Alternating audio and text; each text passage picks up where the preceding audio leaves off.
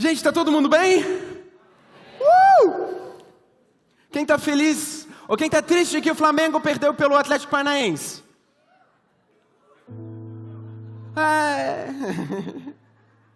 E assim ele se... Ai, gente, pra gente é um prazer imenso estar aqui. Gosto muito de vocês. É sempre muito bom estar aqui. So simple. Gostei da juventude. Quando veio o líder já mudou tudo, né? Foi tudo para uma direção. A galera até começou a suar. O garoto que está de braço enfaixado até tirou. Tipo assim, amanhã na faculdade põe de volta. Mas no louvor eu estava lá. Eu quero te convidar você a abrir a sua Bíblia, por favor, em Lucas. Ih, já mudou tudo aqui, mas está na paz. Lucas capítulo 5, Evangelho de Lucas. Se você tiver uma Bíblia digital, pode abrir o que você tiver aí. Se você não trouxe, olha no seu parceiro aí. Vai dar tudo certo. Evangelho de Lucas capítulo 5, versículo 17. Eu trouxe até uns slides aí, vocês conseguiram pegar? Tá, então espera. Agora, até eu puxar o primeiro ponto. Show.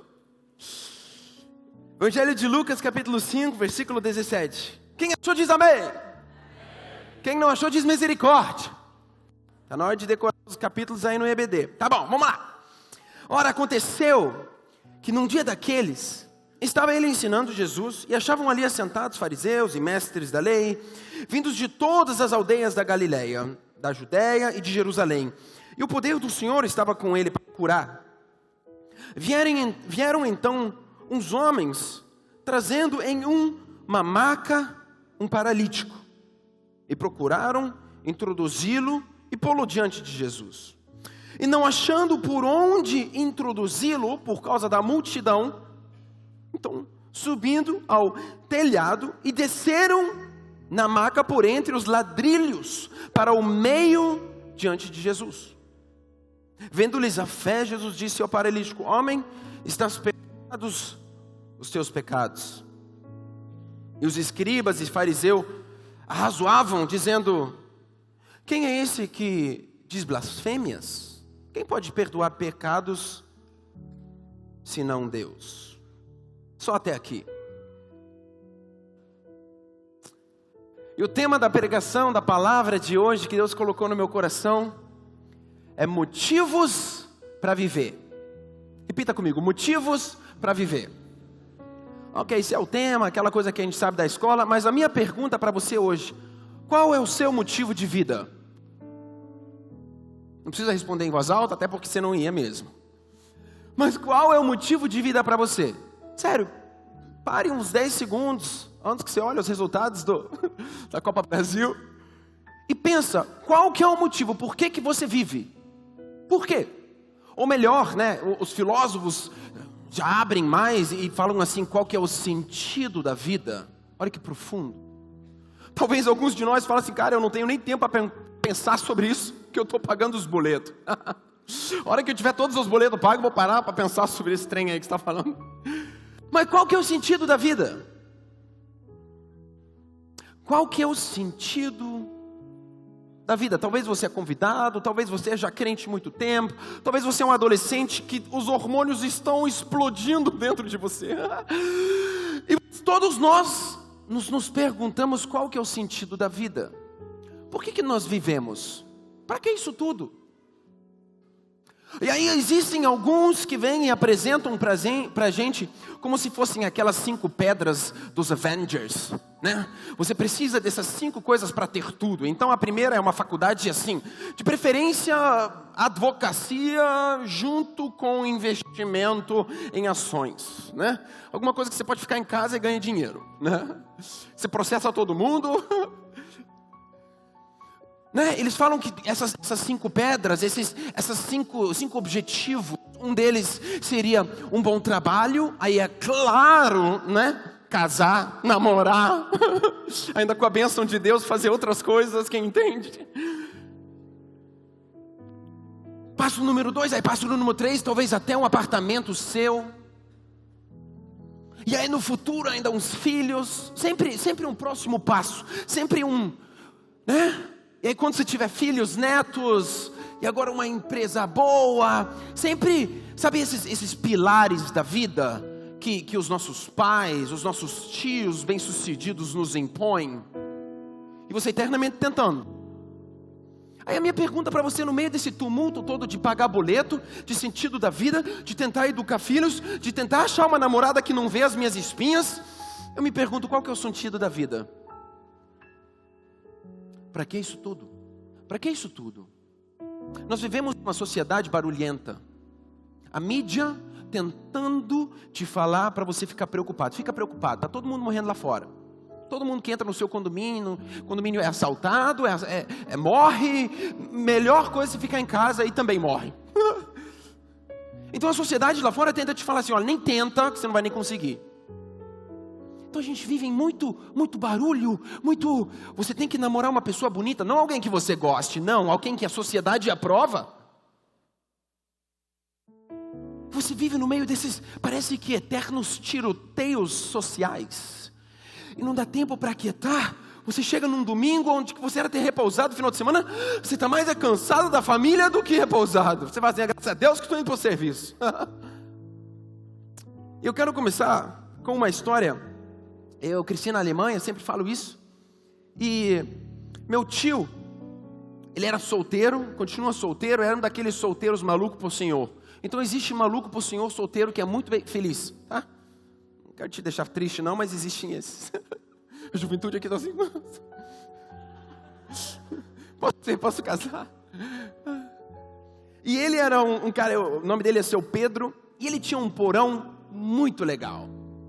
Pensa um cara solteiro de 50 anos de idade, bem sucedido, que ia em todas as feiras de cultura e comprava tudo que era caro.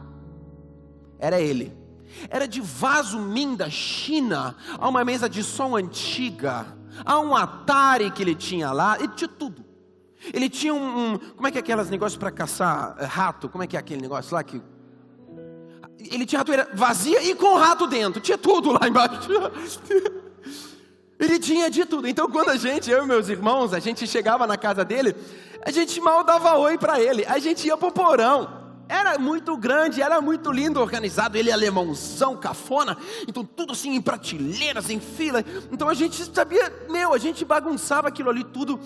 E aí o que a gente fazia? A gente pegava tudo aquilo ali, olhava e vasculhava.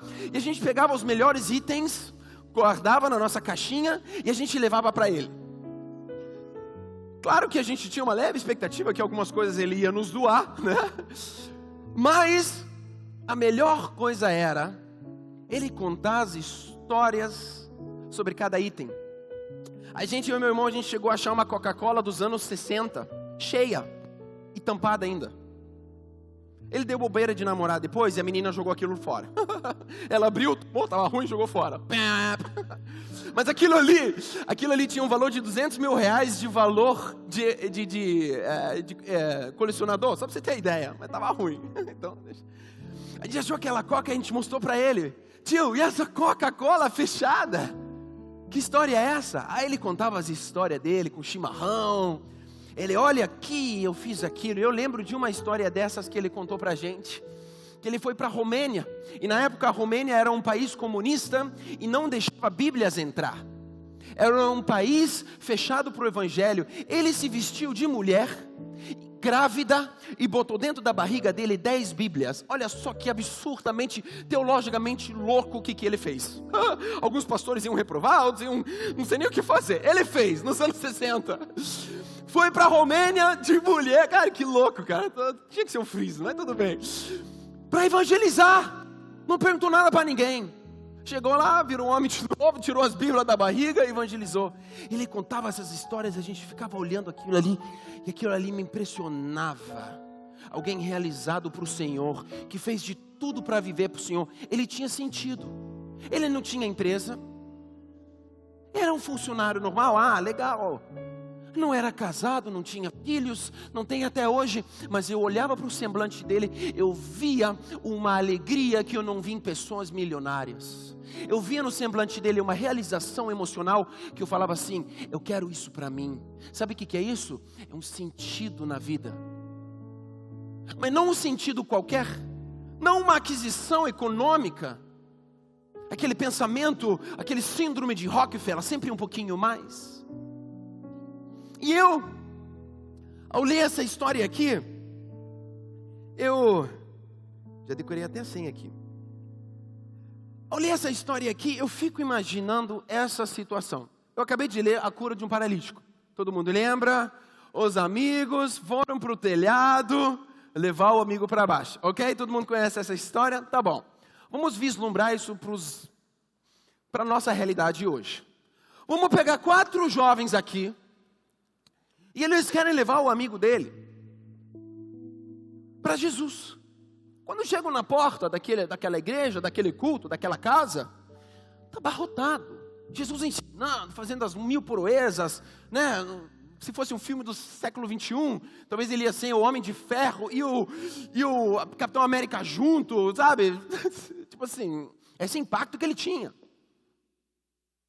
E aí no meio desse caminho, eles veem Jesus fazendo um montão de coisa. Ele curava, falava aquelas coisas maravilhosas. E talvez um lá de trás foi olhar para dentro, vendo Jesus lá dentro, falou assim, cara, não vamos conseguir entrar com seu amigo aqui, cara. Não dá para entrar com o Zé não, cara. Zé está amarrado nessa maca que já tem milhões de anos. Eu sozinho não passo ali. Aí foram pensar, eu acredito que o líder da galera falou assim, cara, tô com uma ideia, vamos aqui para cima. Já aqui já tá no fim mesmo, então agora vai o racha. Vamos lá pro teto. Agora imagina alguém aqui no culto abrir o teto. Alguns falam que era de tipo uma capa que eles tinham colocado, mas vou te falar uma coisa, normal não é. Não é verdade? Agora Jesus está lá, casa está lotada, ele pregando, é a pessoa do momento, aquela situação toda agora do meio do caminho, cai metade de pedra, Jesus talvez tira da cabeça dele. Eu acho que Jesus era uma pessoa muito carismática, muito amável, muito assim. Então talvez ele até olhou para cima e falou assim, caramba, legal, diferente, né? Mas já pai, espera pai. Então talvez começou a cair primeiro algumas pedrinhas, talvez caiu alguém, ou o celular dele, ou a pulseira, desculpa. Aí agora não só que eles fizeram um buraco em cima onde que Jesus estava pregando, eu consigo acreditar que Jesus falou assim, cara, eu estou pregando aqui para vocês, mas vamos esperar o que eles estão fazer, vamos ver se vai ser legal, vamos ver se um cai. Eu ressuscito ele, calma, fica aí. Continua, manda bala, já parou mesmo o sermão, está na hora, traz aquele cappuccino da máquina nova, que eu já tomei 2, pode trazer, vai, faz aí o que você quer fazer. Aí os amigos agora, os 4, um totalmente desengonçado, você conhece aquele cara que cresceu, o corpo dele cresceu mais rápido que o espírito? Eu sou um desses. Eu com os meus 15 anos já tinha esse tamanho, então meus braços eram assim, ó.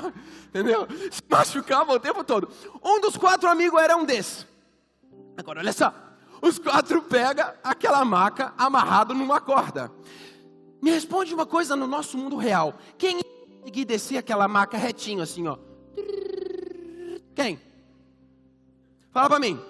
Se a gente ia fazer um teste aqui com guindaste, uns 4 homens inexperientes. Vai, solta você. Agora é Zezinho, tá amarrado naquele trem. Agora vai os 4 amigos e tem um desengonçado lá no meio, consigo imaginar. Aí eles agora vão e soltam, né? Só que o desengonçado, o braço dele é maior que a cabeça aquele, né? Aí ele solta, aí a maca faz isso aqui. Eu duvido que foi retinho. E Jesus aqui embaixo tomando aquele cappuccino. Fala assim, ó, aí a maca desce, talvez o Zezinho que tá amarrado naquela maca ainda escorrega, se engata pelo braço, que as pernas, né? A gente já entendeu que não tinha, né? As pernas caindo, ele engatando, vocês querem me matar? E o cara, opa, foi mal. Aí talvez não dá a ideia de fazer assim, o líder, né? O líder fala assim, cara, vamos fazer uma melodia.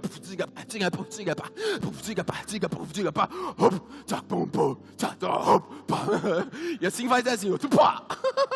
Próximo. Aí no final eles falam assim, cara, vamos cantar uma música. Aí no ritmo a gente vai abaixar Zezinho. Zezinho chega embaixo todo suado. Jesus, quase morri. E Jesus, olhando aquilo tudo, você tem que entender a situação que era. A gente lê a Bíblia, essas palavras todas lindas, mas você tem que entender o clima do negócio. Agora está aquele camarada na sua frente. Aí Jesus vem e faz o seguinte: ô Zé, eu sei o site que você olhou ontem, tá? Seus pecados são perdoados. Aí se eu fosse a multidão, eu ia falar assim, cara, um camarada vem, passa isso tudo que ele passou, porque ele não sabe andar. Jesus perdoa os pecados dele. Será que Jesus não entendeu?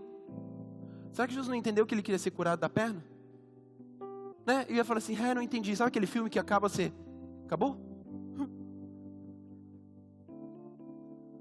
aí agora, Jesus fala assim, olha só, os seus pecados são perdoados, acabou. Os fariseus já, como assim? Não pode?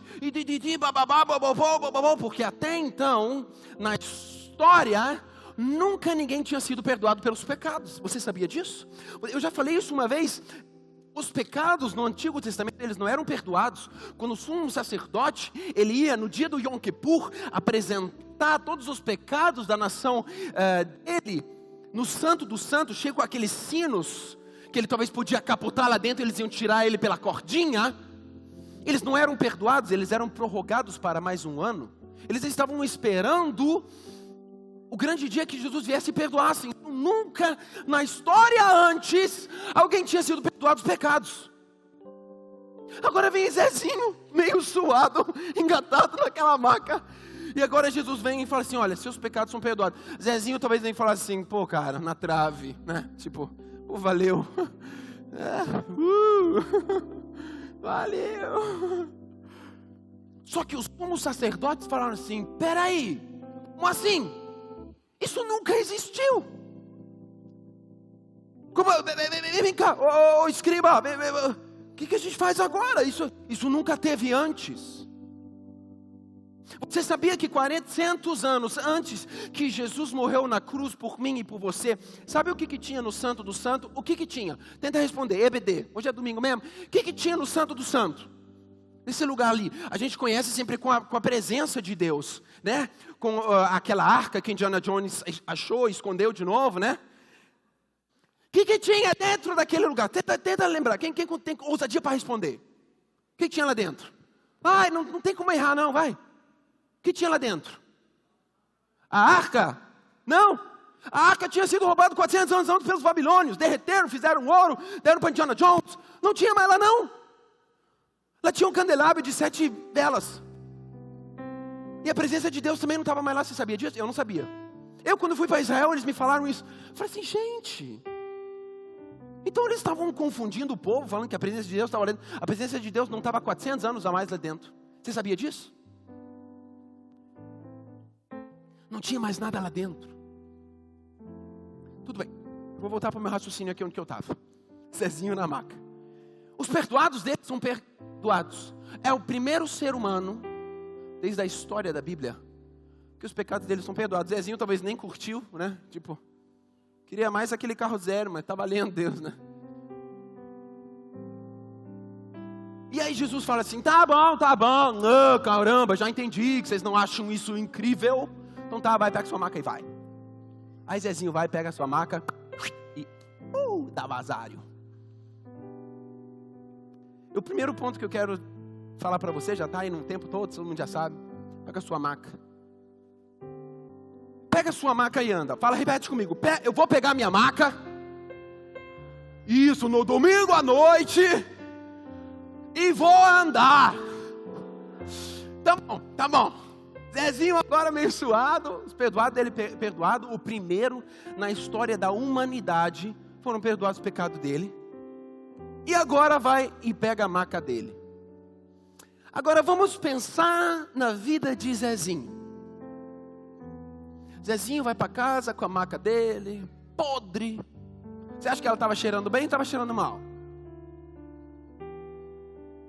Você acha que é um troço assim lindo, maravilhoso ou era...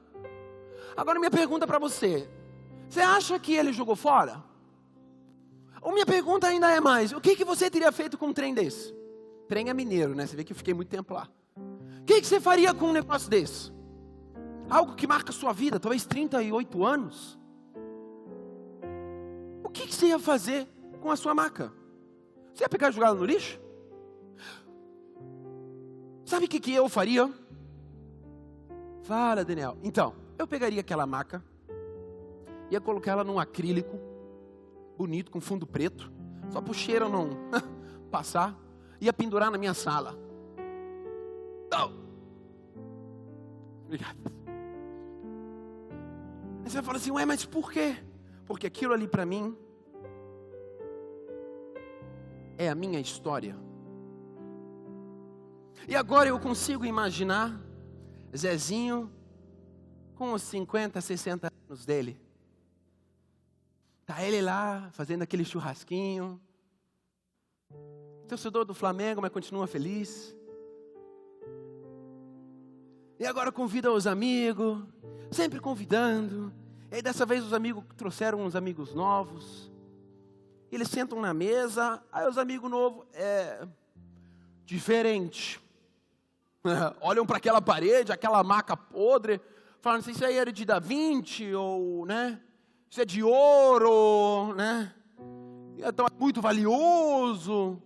Aí ele vai falar assim, vocês não conhecem a minha história, não? Aí talvez algum dos amigos iam falar assim, vai contar de novo. Os outros falam assim, conta por favor. Agora ele fala assim, vocês não conhecem a minha história, não? Eu não podia andar. Aí ele começa a contar a história dele. Eu não sabia jogar bola. Eu não fazia nada. Eu não andava. Nunca uma menina olhou para mim. E quando Jesus veio ao meu encontro, aí talvez alguns, caramba, aquele é Jesus lá que falam que é Deus e é Deus. Aquele ali veio ao meu encontro e me curou. E outra coisa, tá? O primeiro a ser perdoado os pecados da humanidade. Eu consigo ver ele começar a contar a história dele. Ponto número 2, por favor, Mid. Cada um tem a sua própria história. Pega a sua história. Muitos de nós estamos no meio de muito tiroteio. Nós estamos tentando achar o nosso parceiro. Talvez alguns que casaram se arrependeram de ter achado. E agora estão ali, fazendo oração, campanha com o pastor. Pastor, faz que o Senhor leva ele. E cada um tem uma história, e muitos de nós não temos uma história só feliz. Não é verdade? Esses dias eu e a minha esposa, a gente estava olhando atrás do nosso Instagram, até me emociono, jovem, maluco do jeito que eu sou. Eu via cada foto, e só eu e ela sabemos a realidade daquela foto, daquilo que a gente viveu. É muita história, não é verdade? Quando a gente pega o álbum de fotos antigas, hoje a gente é Instagram, né? Escola 5 anos para trás, ou aquela história que o Facebook já era para tu, né? Eu olhava aquilo ali e falava assim, meu pai, quanta coisa que eu já vivi, e nem sempre tudo foi fácil. Não é verdade que nós temos uma história talvez muito dolorosa, muitas perdas, muita coisa que a gente talvez perdeu no meio do caminho. Talvez um namoro que você quis, o que você não alcançou, uma casa que você perdeu, um empreendimento que se faliu. A história da nossa vida é lotada, infelizmente, por muitas situações ruins também, muitas vitórias. Porque nós andamos com o Senhor e sabemos que Ele faz todas as coisas virarem bênção. Porque Ele muda a maldição em bênção. Agora a minha pergunta é, o que você vai fazer com a sua história? E meu apelo para você é, conta a sua história. Zezinho tinha uma história. Ele tinha uma história para contar. A história dele era de 38 anos de miséria. De viver de migalhas. Sabe que eu consigo acreditar que Zezinho talvez virou um atleta, um triatlonista, um nadador profissional, alguém que não parou de correr nunca mais. Ele, cara, eu não corri 38 anos, eu não posso parar nunca mais de correr. Talvez ganhou prêmios, então do lado da maca estavam uns prêmios dele, eu não sei, mas eu consigo acreditar que quando a gente entende o poder da graça de Deus sobre nós somos capazes de fazer coisas incríveis, coisas que nossos pais não acreditavam que a gente ia fazer, coisas que ninguém nunca acreditou que um homem ia fazer, você é capaz de fazer, quando você entende a graça de Deus sobre você. Agora a minha pergunta é o seguinte, Zezinho foi perdoado, né? Você acha que Zezinho era carrancudo? Eu consigo acreditar que Zezinho na mesa, tomando aquele chimarrão, comendo uma picanha boa, e aqueles amigos novos querendo saber da história dele, vendo aquela maca. Eu consigo acreditar que um dos amigos de Zezinho fala assim, cara, você não tem ideia como o Zezinho era carrancudo. Cara, ele era muito chato, mal-humorado. É mesmo? Mas o que uma cura tem a ver que ele virou tão bom? Não foi a cura necessariamente, não. Foi a graça que ele encontrou. Quando ele foi perdoado, ele começou a perdoar todos nós. Eu pensei nisso daí, eu falei assim, cara, como é que seria a nossa sociedade hoje, se eu entendo quanto que Deus me perdoa, e eu exercesse esse mesmo perdão para ele. Muito simples. Você conhece aquele tiozão que é chato com todo mundo? Você fala assim, desculpa tio, que eu, sei lá, quebrei alguma coisa. Perdoei sim, esqueci não. Sabe aquele cara assim? Perdoei sim, esqueci não. Cada vez que você vê, ele te olha assim, lembro, hein? 10 anos se passam, aquele relógio que você quebrou. Sabe aquele cara? Aquela coisa assim, carrancuda. Aqueles pais, quando você quebra alguma coisa, né, quase te... Agora imagina que sociedade que a gente fosse, se a gente entendesse o quanto Jesus nos perdoou. E eu não falo daquele pecado de 7 anos atrás. Eu falo do pecado de ontem à noite. De ontem à noite. Imagina se a gente entendesse que Jesus hoje nos perdoa tudo. Imagina que tipo de sociedade que eu ia me tornar. Imagina que tipo de esposo que eu ia me tornar. A minha esposa vem, desculpa que eu gastei o cartão todo. E você economizando para comprar aquele trem. Tu se morde todo. Imagina se a gente exercesse graça que nem a gente recebeu. Tá de boa.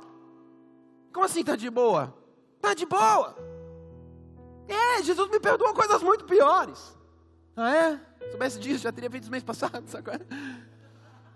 Mas imagina, a gente ia se tornar essa geração dentro da empresa, dentro da faculdade, com os amigos que boicotam, dentro do meu chefe que me boicota, que só me põe para fazer o trabalho ruim, eu nunca levo elogio de nada. Imagina a gente ia falar assim, tá legal chefe, te amo desse jeito mesmo, tu é assim, tu vai morrer assim, tá bom, tô feliz. Tu vai falar assim, caramba, esse cara ou é louco ou encontrou o sentido da vida. Imagina a gente ia se tornar essa sociedade que ia amar o nosso cônjuge, os nossos pais, independentemente do que eles fazem. Meu pai só bibibi, bababá. Imagina você ia falar assim, pai, eu te amo. E só você sabe o que o teu pai fez com você. Imagina você ia falar assim, cara, Deus me perdoou tanto. Eu vou te perdoar tudo que você está fazendo. Você é geração diferente, tá bom, pai? Vem cá, dá um beijo aqui. Vem cá, dá um beijo. Eu te amo muito, pai. Imagina, ia quebrar aquele velho. Você coloca, garoto. Imagina que casamentos que a gente teria se a gente ia perdoar assim. Tá bom. Desculpa que... Tá bom. Não tem mais isso de não fala mais com fulano. Fulano... Olha que louco. E eu consigo entender que Zezinho se tornou essa pessoa. Alguém que talvez era muito carrancudo, mas quando ele entendeu que todo aquele peso foi tirado dele, ele começou a exercer graça sobre todo mundo. Ele virou bálsamo. Agora a casa dele virou casa de encontro. Onde que ele antes não pagava nada para ninguém, agora ele está fazendo churrasco e pagando para todo mundo. Todo mundo sabe, na hora que vai na casa de Zezinho, tem churrasco lá à vontade. Você vai ouvir a história dele, mas tem churrasco à vontade. Imagina. Eu quero chegar para o meu ponto 3.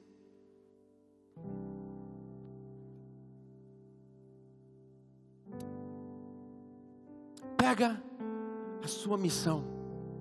Em primeiro lugar, eu falei assim, pega a sua maca. Em segundo lugar, pega a sua história. Agora o terceiro ponto para mim e para você é, pega a sua missão. Cada um de nós temos um motivo para qual nós vivemos. O mundo em nossa volta tenta nos convencer que nós não temos. Mas você é extremamente importante para Deus. Ele não te fez para você só pagar o seu boleto, pensar numa faculdade. Ele não te fez só para você sobreviver. Ele te fez para você viver em plenitude. E sabe o que você precisa entender? Que Ele te ama e que Ele te perdoa. Aquele sacrifício que Ele fez na cruz não foi de oba-oba, não. Aquele foi para valer. Aquele foi para o pecado grande, para o pecado pequeno. Aquele foi para aquele vacilo que você fez 20 anos atrás, que se arrepende a vida toda, e foi pela página que você acessou ontem. Aquilo ali foi por tudo. Agora você tem uma missão. Conta a sua história. Pega a sua maca e anda. Não fica estagnado. Pega a sua maca, agora vai e caminhe. E conta a sua história para outros. Cara, eu namorava todo mundo. Agora Deus me curou e bababá, bababá. Eu era isso aquilo. E agora Deus... Quando Deus te dá um motivo de vida, um sentido, você muda tudo. E eu vou te falar uma coisa, o sentido da vida não é uma profissão boa. Eu sei que a sociedade fala isso é muito legal. Você tem uma entrada boa. E sabe quem é um ótimo exemplo para mim, para isso? O meu tio pastor Marcos. Banqueiro, super bem sucedido. Bancário, diferente. Dá um desconto do alemão aí.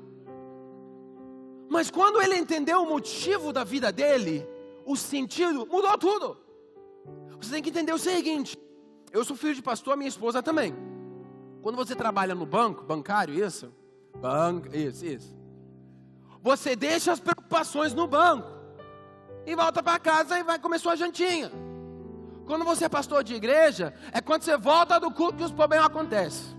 Que aí agora alguém publicou no Facebook, fulana, que viu ciclana com o sapato dela, que ela deu para fulana. Pastor! My friend. O pepino começa quando o culto acaba. Pastor, é 24 horas, na verdade é 25 horas. Porque enquanto vocês dormem, eles estão resolvendo trem. Mas quando você encontra um sentido na vida, tudo muda. Seu semblante muda. Seu foco de vida muda. Tudo que antes para você era de suma importância, vira, parece que não é isso. É isso que Deus me chamou para fazer. Você encontra um sentido na vida e tudo muda. É isso que Deus tem para nós. Não significa que não podemos ter uma boa faculdade e trabalhar em banco, não estou falando disso. Mas eu estou falando do sentido da vida. Por que você vive? Para que Deus te criou? Será que foi só para bancar ou pagar um boleto? Ou será que foi para impactar a sua família toda?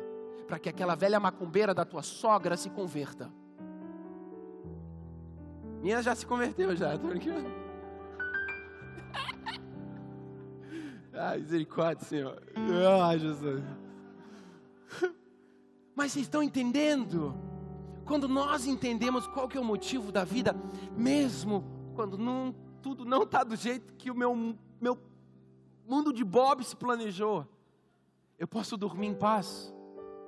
E toma aquele versículo para mim, que em paz me deito e logo pego o sono, porque só Tu, Senhor, me fazes habitar em segurança.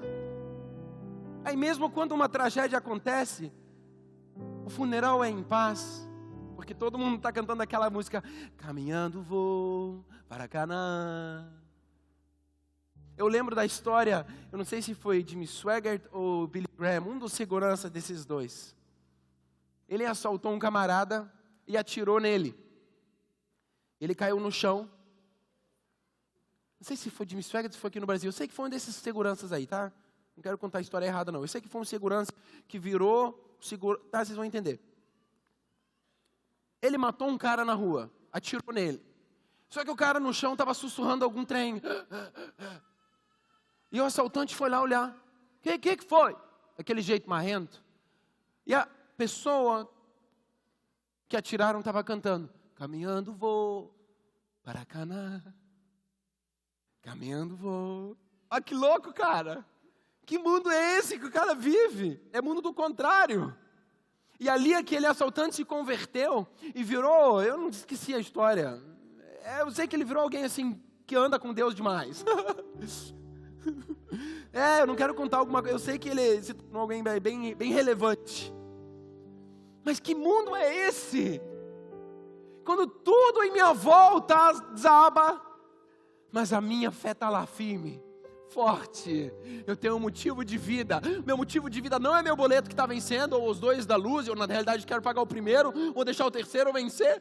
Não, meu motivo é Cristo. Eu vou levar minha família para o reino, eu vou levar minha faculdade para o reino. Aquele meu professor ateu, mas vai entender que Jesus existe.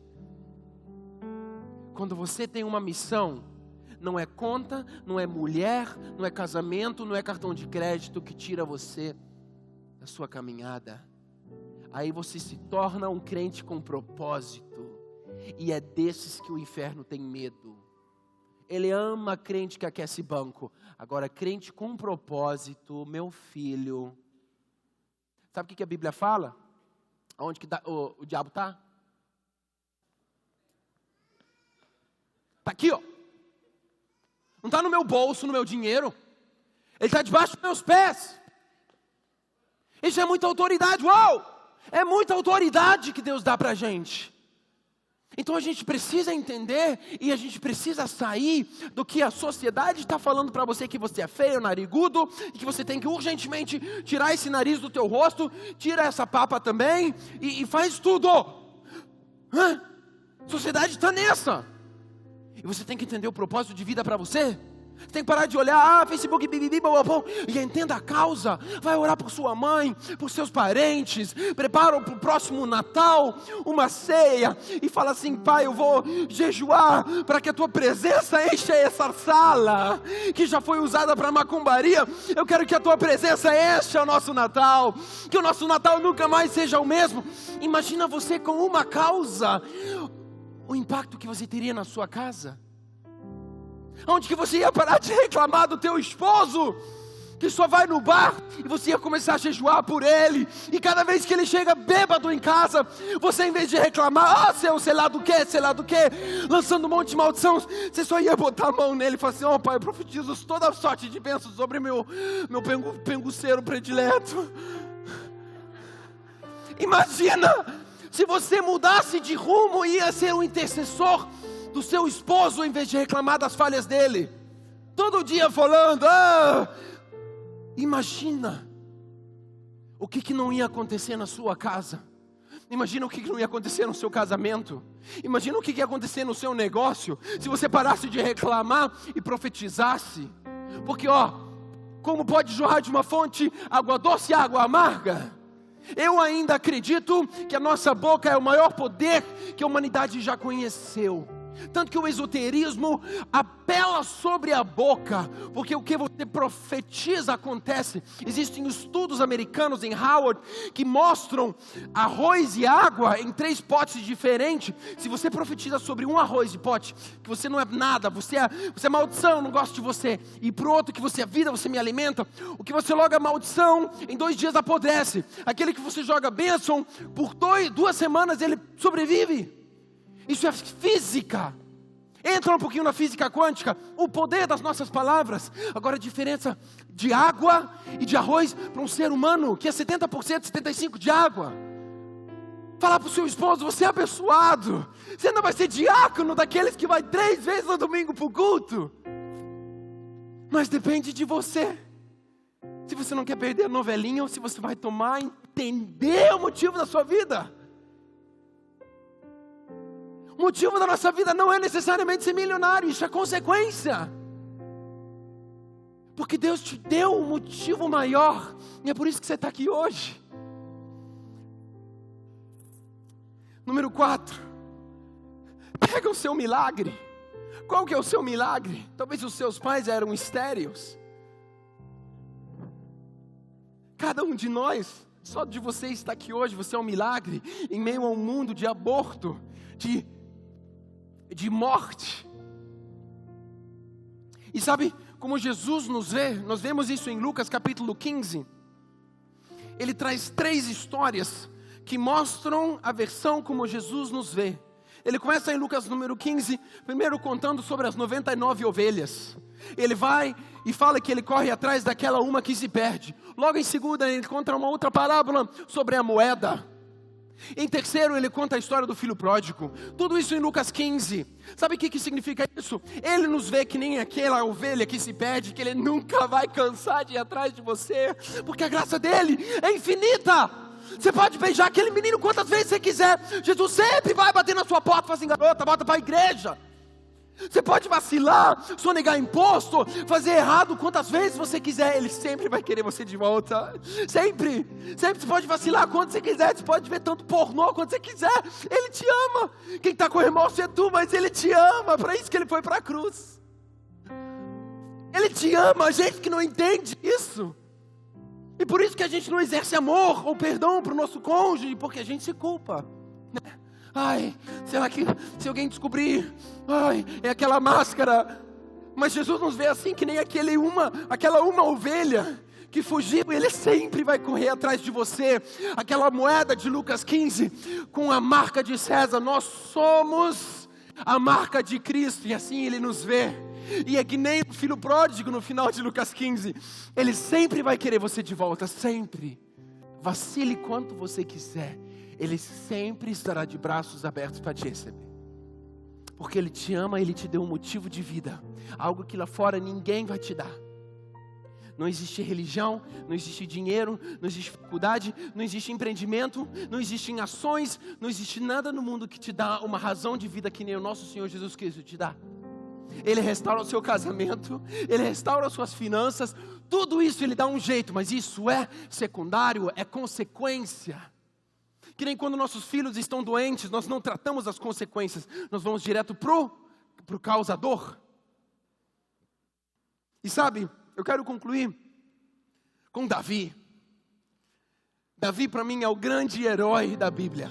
Tanto que o nosso filho se chama Davi, porque eu amo Davi da Bíblia. Eu amo. E Davi é um camarada que me constrange. Davi é um cara que o pai não queria saber nada dele, né? E eu descobri algumas semanas atrás que Davi cuidava de um rebanho. Todo mundo sabe disso. Mas o que eu não sabia é que aquele rebanho não era um rebanho A. Era um rebanho, tipo os machucados, tipo as cabritas doentes, sabe? Por quê? Porque todo mundo que tinha uma fazenda, ou que tinha um pasto grande, ele também tinha ovelhas doentes, para quando o lobo viesse, mandava eles, para eles não atacarem as ovelhas boas. E Davi não era pastor das ovelhas boas, você sabia disso? Eu não. Ele cuidava das ovelhas doentes, machucadas. Então a obrigação dele não era defender elas quando o lobo, o urso ou o leão chegava. Não! Ele podia deixar o lobo pegar e falar assim: pega que é tua, vai que é tua. Tipo o goleiro do Flamengo, assim, vai, pode.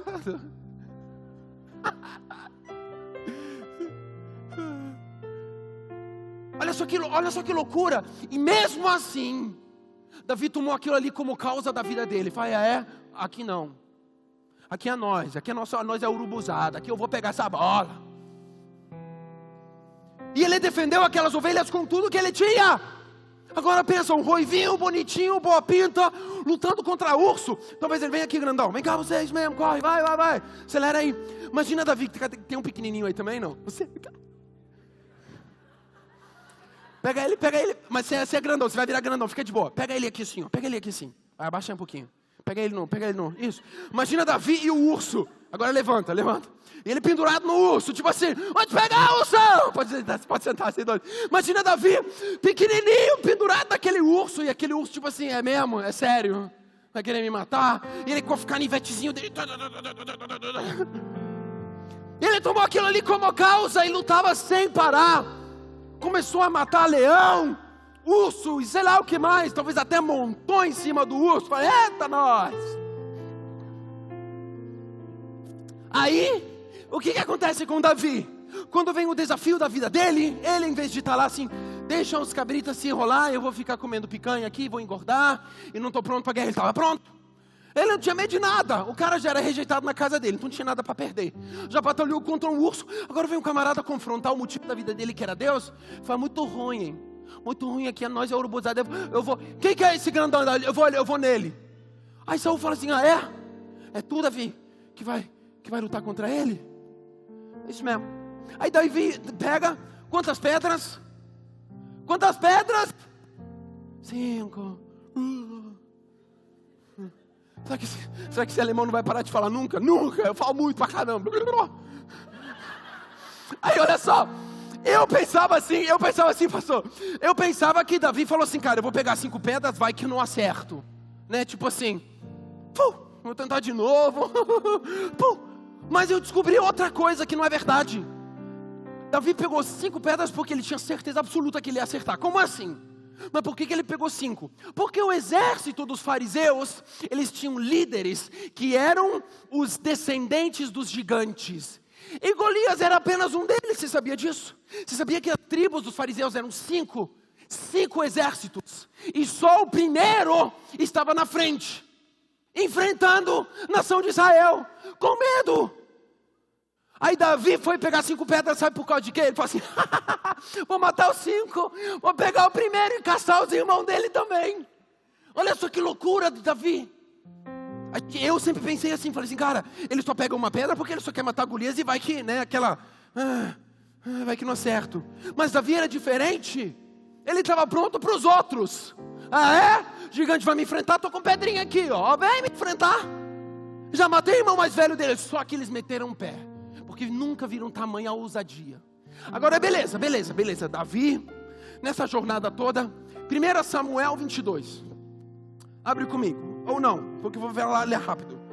1 Samuel capítulo 22. Davi esconde-se em Adulão. Davi retirou-se dali e se refugiou na caverna de Adulão. Quando ouviram isso, seus irmãos e toda a casa do seu pai desceram ali para ter com ele. Ok. Davi estava sendo ameaçado agora por Saul. Davi agora tem aquela reputação toda. Eu sou maneiro. Agora o rei dele tenta matar ele. Ele mete o pé. E sabe, muitas vezes, quando nós temos uma promessa na nossa vida, um motivo de vida, nós pegamos a nossa maca, nós entendemos a nossa missão, nós entendemos o motivo de vida, nós estamos com a nossa história, contando a nossa missão. Muitas vezes, quando as batalhas estão muito fortes, a gente se esconde. A gente cria alguns certos mecanismos de esconderijo. Talvez para alguns é a música, você esconde na música, você vai ouvindo música e se mergulha naquele seu mundo. Para outros são filmes, são seriados, para outros é comida. Então a gente cria esses não, é para eu relaxar, né? E Davi vazou, foi lá para a caverna de Adulão. E ele em Salmo, se eu não me engano, Salmo 141 ou 42, ele fala sobre a situação dele nessa caverna de Adulão. Davi, ele fala do que ele viveu. E ele fala assim: eu levo para a esquerda e para a direita e eu não vi ninguém. E sabe, muitas vezes, quando nós fugimos para um esconderijo, quando nós no meio da batalha, você tem um motivo de vida, você sabe o que você quer alcançar na vida, você entendeu o sentido da vida para a sua vida, mas você foge, nem sempre o seu esconderijo vira o seu abrigo. De vez em quando o seu esconderijo começa a seguir você. De vez em quando, essa menina com a qual você começou a conversar, porque seu pai, e agora ela começa a perseguir você. Essa música que você talvez usou para esconder-se de Deus, agora é essa música que talvez começa a se correr atrás de você. E Davi fala em Salmo 141, 42, preciso reolhar, que ele olhava para a esquerda e para a direita, e ele não via ninguém. Agora eu consigo imaginar o seguinte: Davi, ele foi criado para ser rei. Ele foi criado para governar aquele exército, isso estava no DNA dele. Lá quando ele cuidava daquelas ovelhas podres, quando ele lutou contra Golias, ele sabia quem ele era, ele tinha motivo de vida. Nada vai me enganar, eu sei para onde que vou.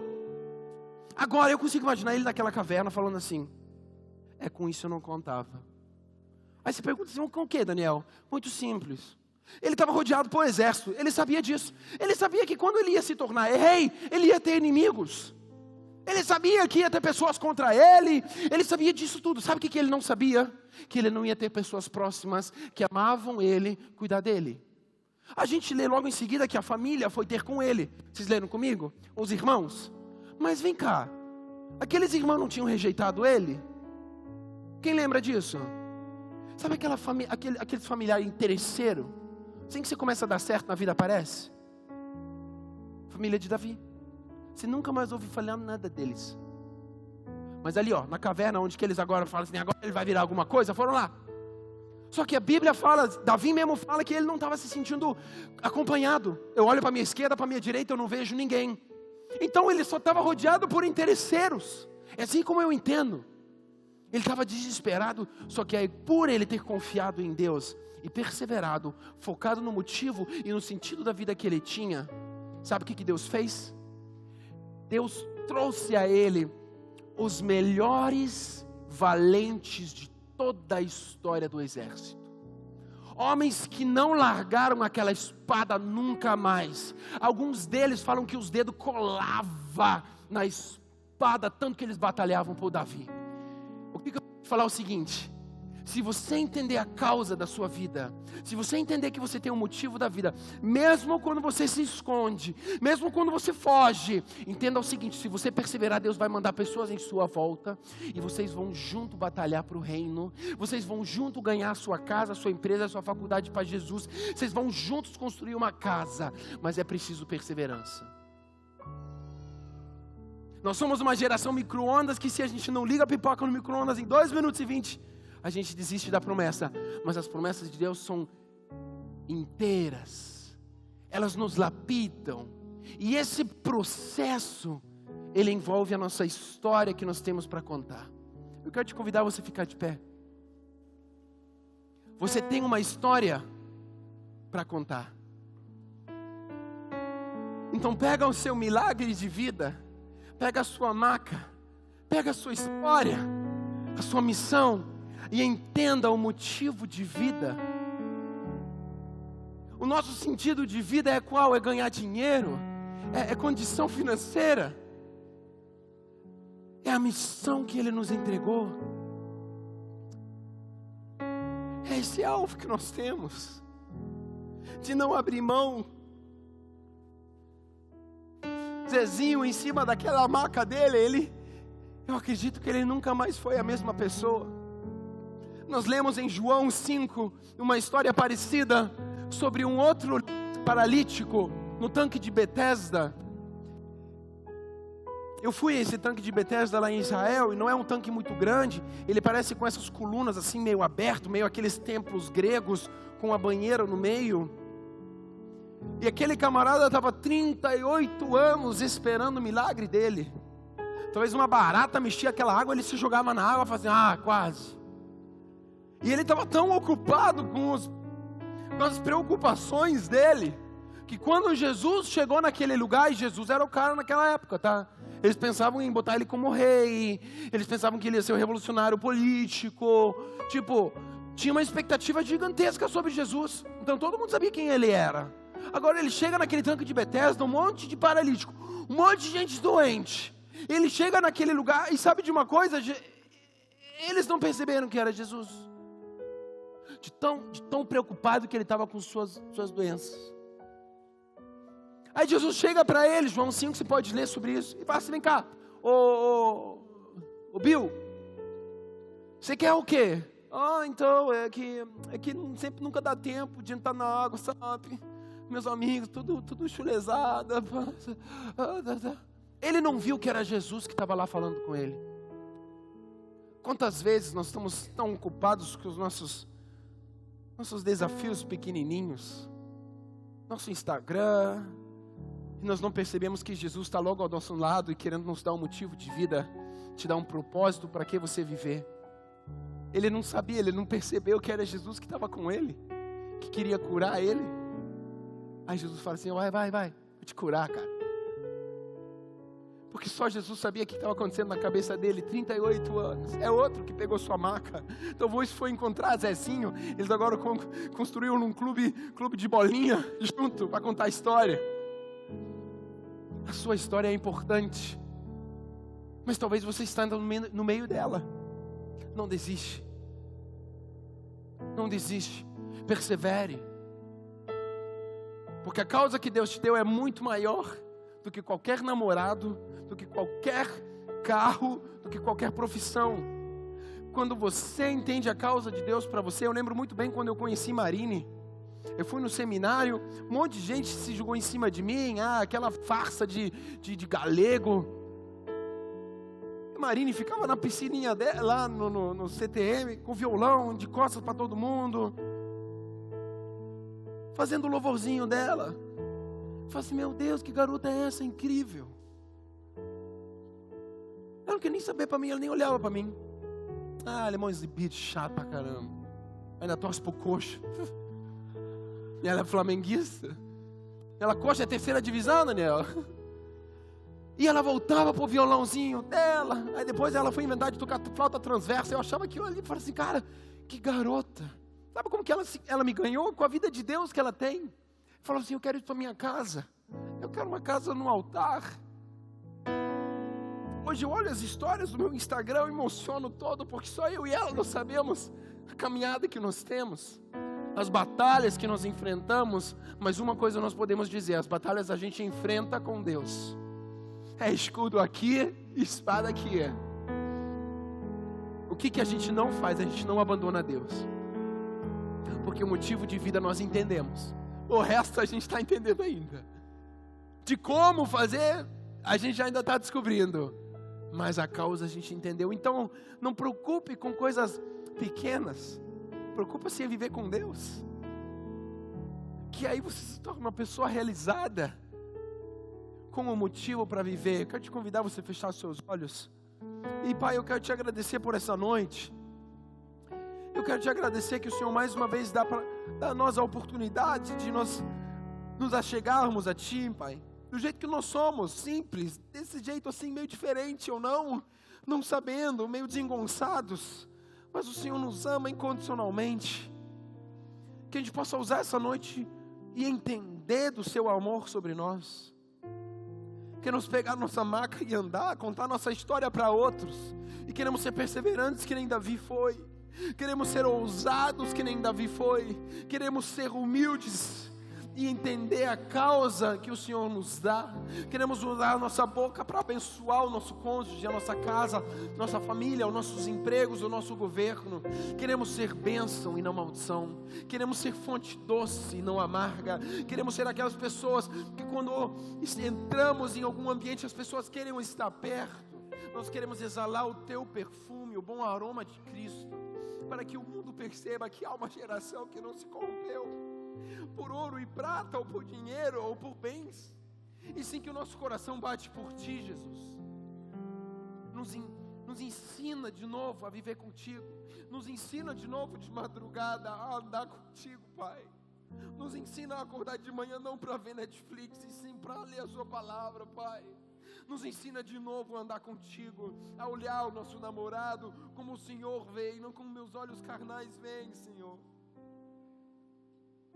Pai, que essa noite possa ser uma noite de transformação sobre nós. Usa a minha vida, usa a vida de cada um que está aqui, Senhor, para que a gente possa alcançar o motivo e o propósito de vida que o Senhor tem para nós. Assim eu oro, Pai, eu te agradeço, Senhor. Amém. Você pode dar uma salva de palmas ao Senhor?